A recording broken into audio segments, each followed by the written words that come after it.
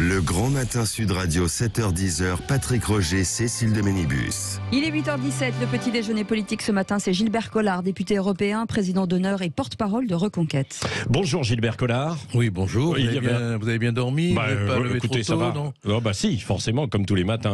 Quelle heure 4h30. Bon, bravo, vous êtes de vrais travailleurs à la radio. Voilà, quand c'est ça. Je pense qu'on dit que les journalistes ne travaillent pas, c'est voilà, et on travaille du matin au soir, parce que le soir, on répète aussi un petit peu, et on prépare les interviews pour vous recevoir, mon cher Gilbert Collard. Non, mais c'est bien de le dire, parce qu'il y a derrière ce que vous faites un vrai travail. Voilà. Bah, bien sûr, et Cécile se lève à 3h30. Oui, ça se voit, elle a l'air fatiguée. Voilà. Bon, on va pas passer cette interview à raconter donc nos réveils matinaux. Il y avait un duel. On peut avoir un petit sourire. C'est vrai. Non, mais bien sûr. Il y avait un duel croisé. La France est triste. Ouais. Pourquoi elle est triste là aujourd'hui? Je ne sais pas, il y a une époque où un journaliste disait la France s'ennuie, c'était avant les événements de mai 68.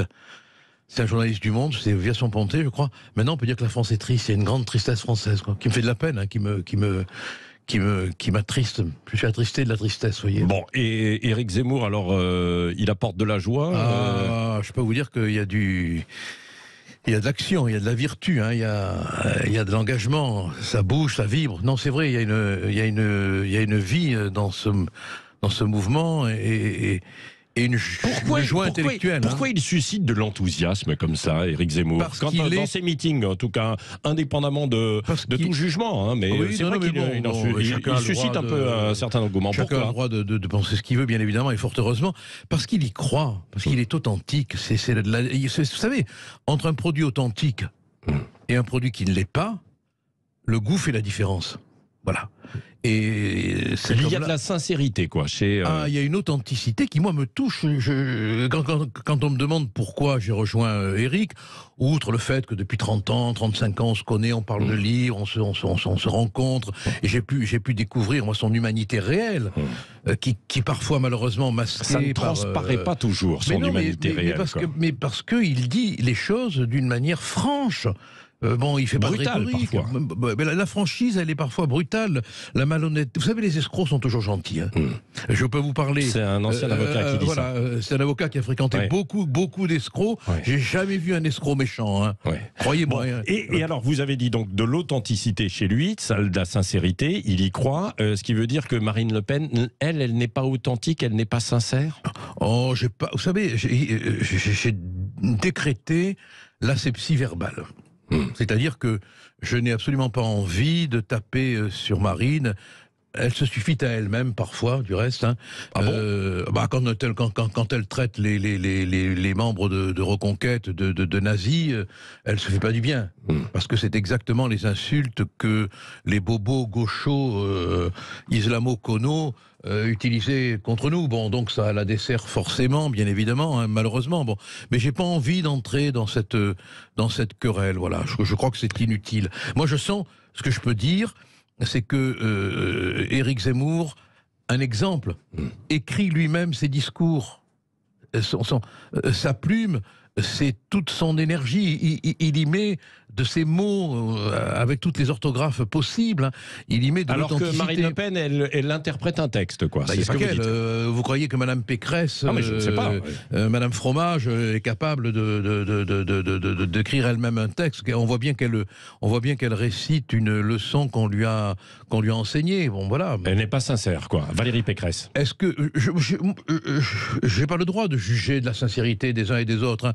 Je peux pas entrer dans les cœurs, mais ce que je vois, c'est que il y a de la répétitivité, il y a du psittacisme, il y a de la leçon apprise. Bon, tout ça, ça sent l'école politique. Ça manque de sincérité, d'authenticité, allez, on va être simple, de fabrication. Voilà. Oui, alors il n'y a pas eu d'invective l'un contre l'autre ce week-end, Marine Le Pen et Éric Zemmour. Est-ce que ça veut dire que la hache de guerre est enterrée un peu et que c'est en vue de la suite, c'est ça ?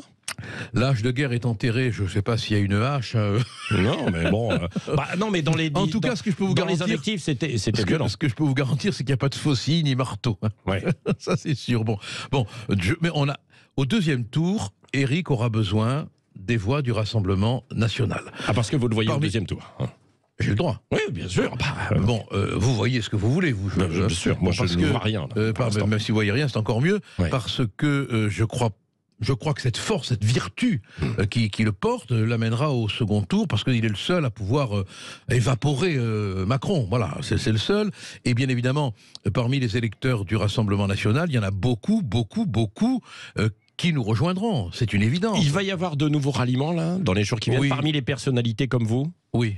Oui, c'est vrai. Oui. Nicolas Bay, par exemple? Peut-être. Oui. Ils sont hésitants, mais qu'est-ce qui les fait hésiter alors aujourd'hui?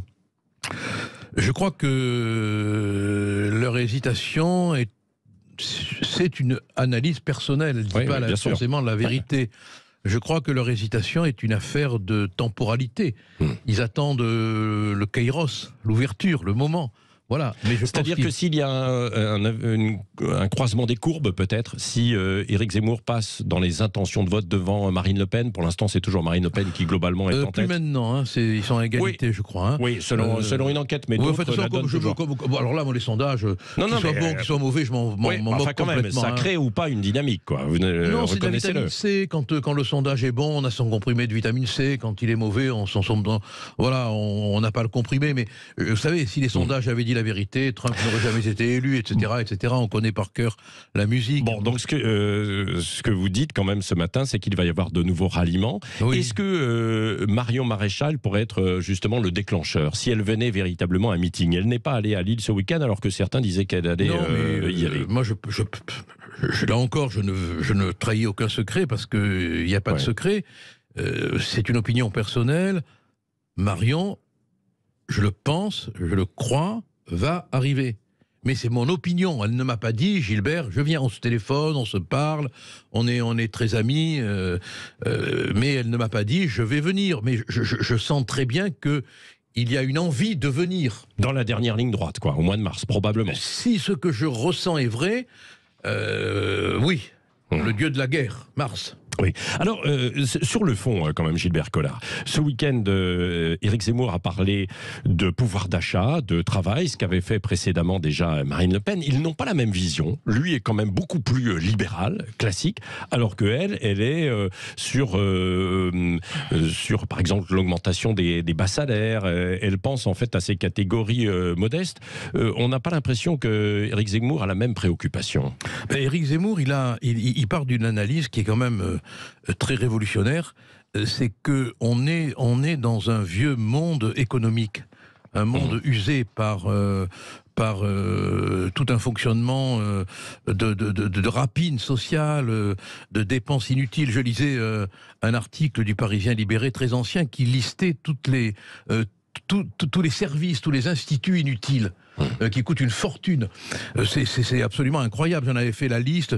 Vous avez l'Agence nationale d'appui à la performance des établissements de santé. Non. Vous avez l'HAS, la Haute Autorité de Santé. Vous avez la BPI. Elle est très utilisée en fait actuellement, quoi. Non, pas du tout. Autorité de santé. La BPI, elle aide aussi beaucoup. Alors la BPI, alors que Éric Zemmour parle beaucoup des entrepreneurs, elle est derrière les entrepreneurs. Elle les aide à se lancer. Non, mon pauvre ami, c'est la Bibliothèque publique d'information. Ah bon, parce qu'il y a l'autre banque. Non, mais parce qu'il y a la banque d'investissement. Bien sûr. Ouais, mais ce que je veux dire, c'est que il faut faire un nettoyage réel, sérieux de toutes ces planques finalement, qui coûtent une fortune. Vous vous rendez compte, il y a 150 groupes d'intérêt public. Donc, alors tout ça, je le sais parce que je l'ai lu bien évidemment dans un article, mais les Françaises et les Français ne le savent pas. Ce qui veut dire, Gilbert Collard, qu'on ne va pas seulement entendre Éric Zemmour dans les 6 semaines qui viennent, non seulement sur l'immigration et la sécurité, mais sur d'autres sujets. Est-ce que, par exemple, il pourrait la justice ou alors la dépendance des personnes âgées? Tiens, il y a un deuxième scandale potentiel avec Corian aujourd'hui, après Orpea.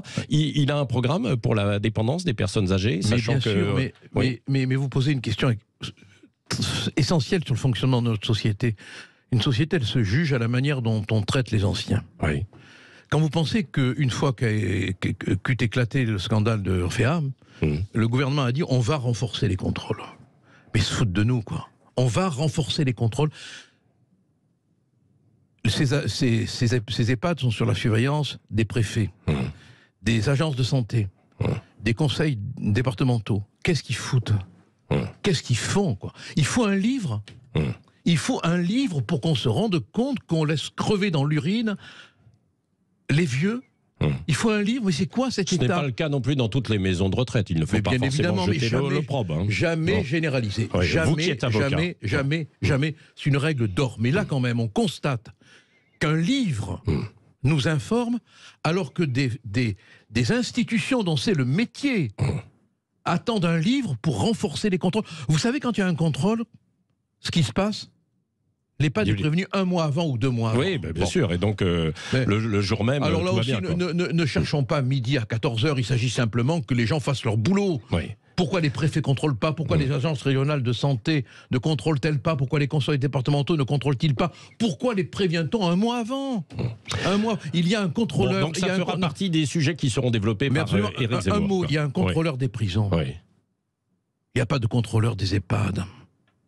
Nos vieux ne valent pas les détenus. Il y en a, mais non, il n'y en a pas. Pas assez. Non, oui, alors un simple. Non, il n'y en a pas. Non, il y en a pas. Bon, vous allez réinventer un organisme là encore aussi. Non, je ne vais pas réinventer un organisme. Je vais simplement botter le cul. Ils font pas leur boulot, c'est tout. Oui. Mais non, mais on a. Enfin, quand même, je veux dire, c'est une évidence. Au-delà des idées politiques, on peut être de la France insoumise.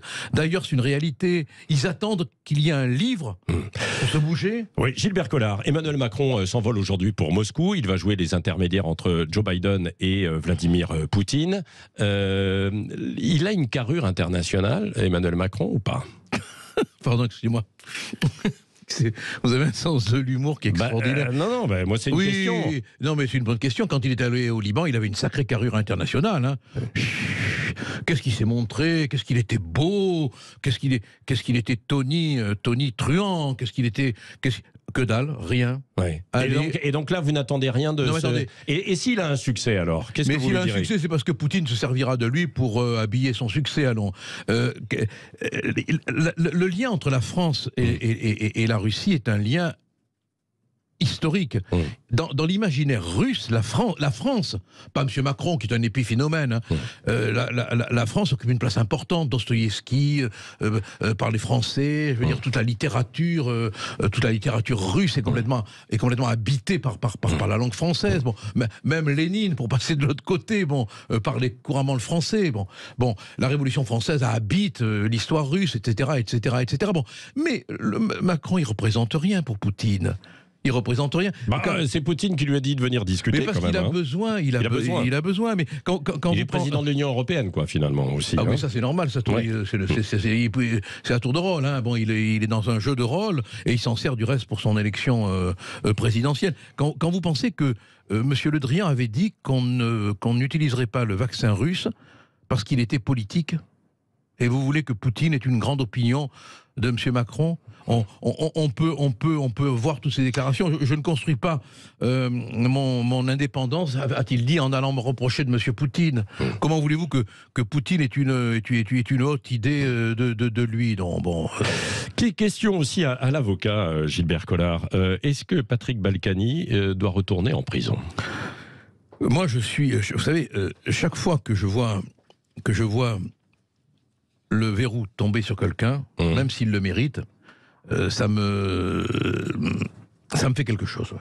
Je pense que, pour employer un terme que tout le monde va comprendre, il a gravement déconné. Voilà.